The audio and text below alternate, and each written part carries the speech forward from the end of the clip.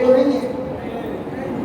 یہ 2-3 بندے کہہ رہے ہیں تھکے, میں کہا سلام پڑھ لیں, سلام پڑھ لیں جناب, ذرا اچھی لے بولو میری. ماشاء اللہ, اللہ کو اسلام رکھے, اللہ سلام. حضرت اسامہ بن زید رضی اللہ تعالیٰ عنہ آپ فرماتے ہیں کہ مجھے حضور علیہ السلام سے ایک حاجت تھی. رات کا وقت تھا, میں حضور کی بارگاہ میں حاضر ہوا تو میں نے اپنی حاجت پیش کی. حضور علیہ السلام نے اوپر کمبل اوڑھا ہوا ہے اور اندر سے کچھ حرکت کرنے کا جناب جو نا اشارہ مجھے مل رہا ہے, کوئی چیز حرکت کر رہی ہے, متحرک ہے. تو حضور نے میری حاجت کو پوری کر دی, مجھ سے ضبط نہ ہو سکا, کنٹرول نہ ہو سکا. میں نے عرض کیا بندہ نواز میری حاجت تو پوری ہو گئی ہے, لیکن آپ کے کمبل کے اندر یہ حرکت کیسی ہے؟ آپ کے کمبل میں یہ حرکت متحرک کون ہے, حرکت کون کر رہا ہے؟ فَكَشَفَهُ, حضور نے اپنا کمبل کھولا. حضرت اسامہ بن زید کہتے ہیں میں نے اپنی آنکھوں سے دیکھا حضور کے ایک پہلو میں امام حسن لپٹے ہوئے ہیں, دوسرے پہلو کی طرف امام حسین لپٹے ہوئے ہیں, اور حضور فرماتے ہیں اے اسامہ بن زید یہ میرے بیٹے ہیں, یہ میری بیٹی کے بیٹے ہیں, اے اللہ میں ان سے پیار کرتا ہوں, تو بھی ان سے پیار کرتا, اے اللہ میں ان سے پیار کرتا ہوں, تو بھی ان سے پیار کر, اور قیامت تک جو ان سے پیار کرے اسے بھی پیار کر. تو صحابہ کرام قیامت تک کے لیے یہ پیغام ہم آگے پہنچاتے گئے, ہمیں بتلاتے گئے. یہ صحابہ کا کردار تھا, یہ صحابہ کی محبت تھی. اللہ اکبر. حضرت حذیفہ رضی اللہ تعالیٰ عنہ اپنی امی جان کی بارگاہ میں عرض کرتے, امی جان اگر آج مجھے آپ اجازت دیں نا تو میں حضور کی بارگاہ میں جا کے نماز مغرب حضور کے پیچھے پڑھوں گا, اور میں آپ سے وعدہ کرتا ہوں میں اپنے لیے اور تیرے لیے حضور سے بخشش کی دعا کراؤں گا. اللہ اکبر. یار کتنی خوبصورت تربیت ہے میرے حضور کی. حضرت حذیفہ نے ذرا میرے جملوں میں ذرا غور کریں بچوں, فرمایا عرض کیا امی جان اگر مجھے آج اجازت دے نا آپ, میں حضور کے پیچھے جا کے نماز مغرب پڑھوں گا اور تیرے لیے اور اپنے لیے حضور سے بخشش کی دعا کراؤں گا. آپ ذرا غور کریں, یہ کتنی اچھی تربیت ہے میرے حضور کی. حضرت حذیفہ نے حضور کی بارگاہ میں جانا ہے نماز پڑھنے کے لیے, مگر اجازت کس سے لے رہے ہیں؟ اپنی ماں سے. امی جان چلا جاؤں. یہ میرے حضور کی تربیت ہے کہ آج پتہ نہیں دین کہاں سے آ گیا ہے اور کس من گھڑت سوچ پر یہ نوجوان بھاگ اٹھا ہے. ماں باپ خارج میں گرے ہوتے ہیں, کوئی پیر کی چوکھٹ پہ بیٹھا ہوتا ہے, کوئی تبلیغی مشن پہ نکلا ہوتا ہے, کوئی جہاد پہ نکلا, کوئی جہاد میں حصہ ڈالنے کے لیے گیا ہوتا ہے, کوئی انقلاب لانے کے لیے جناب کوشاں ہوتا ہے. یہ پتہ نہیں کیسا دین ہے, یہ پتہ نہیں کیسا ظلم اور ستم ہے.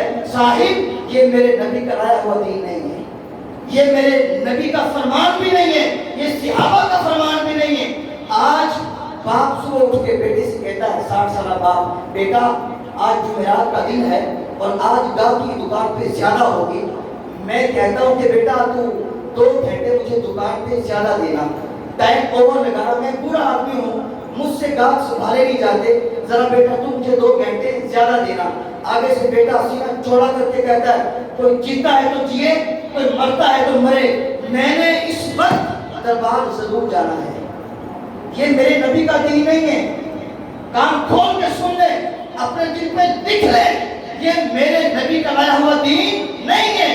یہ ظلم ہے, یہ ستم ہے. میرے نبی کا دین تو یہ ہے. حضرت حذیفہ نے حضور کی بارگاہ میں جانا ہے, امی جان چلا جاؤں. سمجھ رہے ہیں, اچھی بات ذرا بولیے. امی جان حضور کی بارگاہ میں جانا ہے, جا کے کوئی غلط کام نہیں جانا, حضور کی بارگاہ میں جانا ہے, جا کے حضور کے پیچھے نماز پڑھنی ہے. میں آپ سے وعدہ کرتا ہوں کہ تیرے لیے بھی اور اپنے لیے حضور سے بخشش کی دعا کراؤں گا. اللہ اکبر. ماں نے کہا بیٹا جلدی پہنچو, جلدی پہنچو. ماں کو پتا ہے وہ محبوب جب ہاتھ اٹھاتا ہے تو رب خالی نہیں موڑتا. ماں جانتی ہے جب محبوب کے ہاتھ اٹھتے ہیں اجابت کے سارے دروازے کھل جاتے ہیں. اجابت کا صحرا, عنایت کا جوڑا, دلہن بن کے نکلی دعائے محمد. اجابت نے جھک کر گلے سے لگایا, پڑھی نا سے جب دعائے محمد اللہ اکبر، تو برادران اسلام حضرت حذیفہ ماں سے اجازت لے کے حضور کی بارگاہ میں حاضر ہوتے ہیں، آگے نماز مغرب حضور کے پیچھے پڑھتے ہیں، مغرب پڑھ کے بیٹھ جاتے ہیں، حضور سے ملاقات کے انتظار میں صحابہ کرام اپنے اپنے گھروں میں چلے گئے۔ اب حضور علیہ السلام عبادات میں مشغول ہو گئے، نوافل میں، ذکر اذکار میں آپ مشغول ہو گئے، حتیٰ کہ عشاء کی اذان کا وقت ہو گیا، اذان عشاء ہو گئی۔ حضور علیہ السلام نے نماز عشاء پڑھائی اور نماز پڑھا کے اپنے کاشانہ نور کی طرف چل دیے۔ تو اب حضرت حذیفہ کہتے ہیں میرے دل میں یہ غیرہ کی بات آ رہی تھی کہ جا کے ماں کو میں کیا جواب دوں گا، میں تو ماں کی مغفرت کی دعا کروانے کے لیے آیا تھا، حضور سے میری بات ہی نہیں ہو سکی، میری ملاقات ہی نہیں ہو سکی، اب میں جا کے ماں کو جواب کیا دوں گا؟ آپ کہتے ہیں میں غیر ارادی طور پر حضور کے پیچھے پیچھے چل دیا، جب چل دیا میرے پاؤں کی آہٹ میرے نبی نے سنی تو پیچھے مڑے بغیر فرمایا من ھذا، کون ہے میرے پیچھے پیچھے؟ پھر خود ہی فرمایا حذیفہ تو نہیں آ رہا، سبحان اللہ، پیچھے مڑ کے دیکھا نہیں ہے، فرمایا من ھذا، کون آ رہا پیچھے؟ پھر خود ہی فرمایا حذیفہ تو نہیں آ رہا۔ تو میرا دل دھڑک رہا تھا، اللہ اکبر۔ تو میں نے کہا قلت نعم، جی حضور حذیفہ ہے۔ فرمایا ما حاجتک غفر اللہ لک ولامک، اللہ تجھے بھی بخش دے تیری ماں کو بھی بخش دے، بتا حاجت کیا ہے؟ اللہ تجھے بھی بخش دے تیری ماں کو بھی بخش دے، بتا کام کیا ہے، حاجت کیا ہے؟ جو کام تھا وہ تو جنبش لب سے پہلے ہی ادا ہو گیا۔ اس بارگاہ میں تو لفظوں کا سہارا بھی نہیں لینا پڑتا، بند لبوں کی بولیاں میرے نبی سن لیتے ہیں۔ وہ کیا کہتے ہیں؟ وہی سنتے ہیں بولیاں سب کی، وہی بھرتے ہیں جھولیاں سب کی۔ آؤ بازار مصطفیٰ کو چلیں، یہ کھوٹے سکے وہیں پہ چلتے ہیں۔ آؤ بازار مصطفیٰ کو چلیں، یہ کھوٹے سکے وہیں پہ، جی بولو یار، یہ کھوٹے سکے وہیں پہ، یہ کھوٹے سکے وہیں پہ چلتے ہیں۔ اللہ اکبر۔ اقبال کہتا ہے فروغت صبح آثار و ظہور، چشمے تو بھی نیندائے ما فی الصدور، آقا تیری نظر تو سینے کے چھپے ہوئے راز بھی جانتی ہے۔ آیا ما حاجتک غفر اللہ لک ولامک، اللہ تجھے بھی بخش دے اور تیری ماں کو بھی بخش دے، بتا کیا کام ہے، حاجت کیا ہے؟ آپ فرماتے جو کام تھا وہ تو میرا پورا ہو گیا، جو حاجت ہی پوری ہو گئی۔ اب حضور علیہ السلام نے فرمایا حذیفہ سنو، حذیفہ سنو، میرے پاس ابھی ایک فرشتہ آیا ہے جو آج سے پہلے کبھی دھرتی پہ نہیں آیا، آج پہلی مرتبہ آیا ہے اور دو کام کرنے کے لیے آیا ہے۔ ایک تو تیرے نبی کو سلام کرنے آیا ہے، ذرا اونچی آواز سے بولیے، میرے کریم آقا گنبد خضرا میں تمہاری آواز سن کے حضور راضی ہو جائیں، نور مدینہ میں بیٹھ کر حضور کے عشاق، میرے نمازوں کے عشاق اتنی چاہت کے ساتھ یہ سبحان اللہ ماشاءاللہ کے نعرے بلند کر رہے ہیں، ذرا کہیے سبحان اللہ، اللہ اکبر، اللہ اکبر۔ فرمایا تیرے نبی کو سلام کرنے آیا، پہلا کام تو یہ ہے، اور دوسرا کام یہ ہے کہ مجھے یہ فرشتہ خوشخبری دینے آیا ہے، یا رسول اللہ آپ کی بیٹی فاطمہ جنتی عورتوں کی سردار ہوگی، آپ کی بیٹی فاطمہ جنتی عورتوں کی سردار ہوگی اور آپ کے شہزادے جنتی نوجوانوں کے سردار ہوں گے۔ فاطمہ تو سیدہ نساء اہل الجنہ والحسن والحسین سیدہ شباب اہل الجنہ۔ اللہ اکبر۔ تو ان سے محبت کرنا حضور سے محبت کرنا ہے۔ حضور باقاعدہ طور پر اپنے شہزادوں کو سونگھا کرتے تھے، باقاعدہ طور پر سونگھا کرتے تھے، جس طرح پھول کو سونگھا جاتا ہے۔ اور حضرت عمر فرماتے ہیں میں ایک دن حضور کی بارگاہ میں آیا، میں دیکھ کے حیران رہ گیا، حضور نے اپنے ہاتھ مبارک اور اپنے گھٹنے زمین پہ رکھے ہوئے ہیں، حضور سواری بنے ہوئے ہیں اور حضور کے شہزادے سوار بنے ہوئے ہیں۔ حضور کی پشت مبارک پہ حسنین کریمین بیٹھے ہیں، حضور سواری بنے ہیں، تو حضرت عمر کی زبان سے بے ساختہ نکل گیا، واہ کیسی خوبصورت سواری ہے۔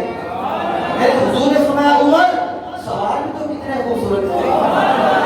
اللہ اکبر۔ حضور کبھی امام حسین کا ہاتھ پکڑتے ہیں اور اپنے سینے کی طرف اوپر کی طرف چڑھاتے ہیں، ہاں جی، اور کبھی امام حسن کا ہاتھ پکڑ کے فرماتے ہیں یہ میرا شہزادہ عرب کا سردار ہوگا، ہے جی۔ حضور نے اتنی عزتوں سے نوازا، اتنی محبتوں سے نوازا۔ میں اپنی بات ختم کرنے لگا ہوں، آخری میرے جملے ہیں، اختتامی یہ جناب کلام ہے، اللہ اکبر۔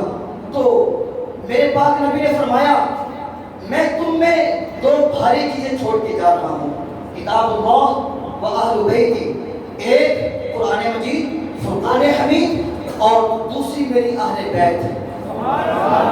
کہا جب تک انہیں مضبوطی سے تھامے رکھو گے، جب تک انہیں پکڑے رکھو گے تم کبھی گمراہ نہیں ہوگے۔